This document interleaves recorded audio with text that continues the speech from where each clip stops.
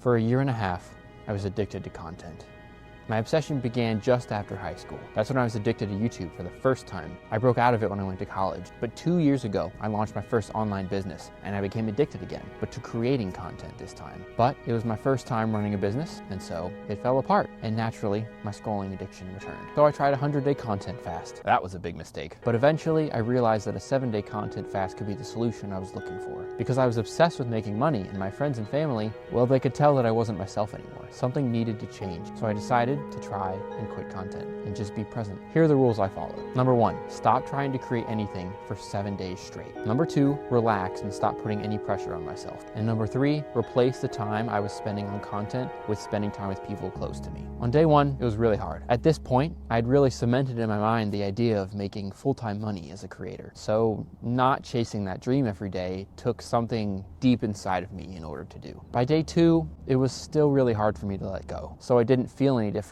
or look any different to my family. I still had an idea or two for a video to make, but I wrote them down with the intention of not needing to take any action on them. But day 3 is where I finally started to accept that this challenge was really happening. I began to fully embrace the rest and relaxation that was ahead of me. And for the first time in 10 billion years, my life finally began to turn around. And I can say that with confidence because I'm recording this right now, a whole month after this challenge finished. On day 4, I spent my time how I would before I was into making money online, but only the positive parts. I spent time with family and friends. I did hobbies that I used to enjoy that I wasn't doing anymore. I felt happier. I loved my friends and family more, and I didn't feel any of the pressure that I was putting on myself for no reason before. On days 5 and 6, I completely and fully opened myself up to rest, to be fully free of the stress of having to make content, and instead I could just enjoy my life and what God was placing in front of me. But strangely, on day 7, the feelings that I had before started to return. And I think it's probably because I was getting excited to create again. Deep inside, I still wanted to make videos instead of resting and recovering. So the rest wasn't as high quality as the rest of the week. But I still decided to let go of creating content for one more day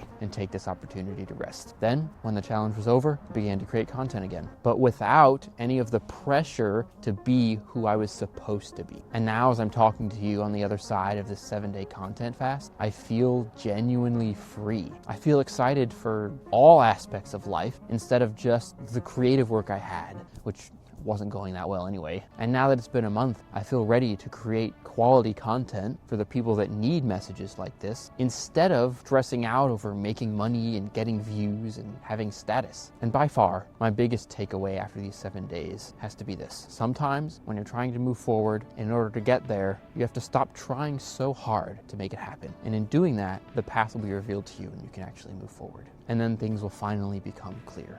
And actually, I think that's most of the time because that's happened to me like 10 billion times in the last year. So anyway, here's another video to watch if you want to. Bye!